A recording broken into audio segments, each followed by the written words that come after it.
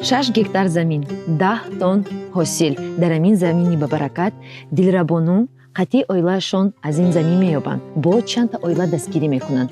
Ҳама ҳозир шумо аз худи сухани Дилрабо мешунавед ва ҳамсуҳбат мешед. аз чизе ки мо ҳозир бештар маблағ ба даст меорем ин анор аст. ҳамин технологияи анорро омӯхтам ва дар ноҳияи Вахш аз ҳама анорҳои беҳтаринро бароварда фурӯхта истодаем. тамоми бозорҳоро таъмин карда истодаем. албатта ҳама ин меваҳоро ман танҳо худам ҷамъоварӣ намекунам. духтаро ҳаст ки қатъи ман кор мекунам ки ба онҳо ман маблағ медиҳам, маош медиҳам, музди корӣ рӯзона медиҳам.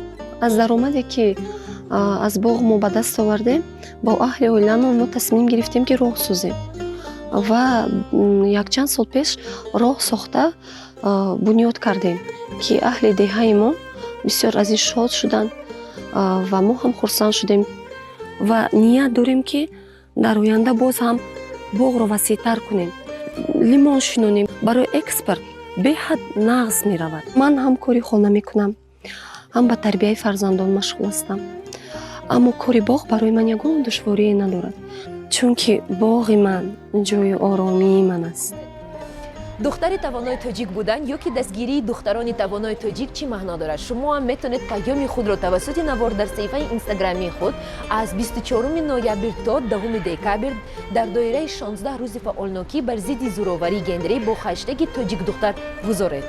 видеои пурмаънотарин соҳиби айфони 14 мешавад. мо интизори Навораи шумоем.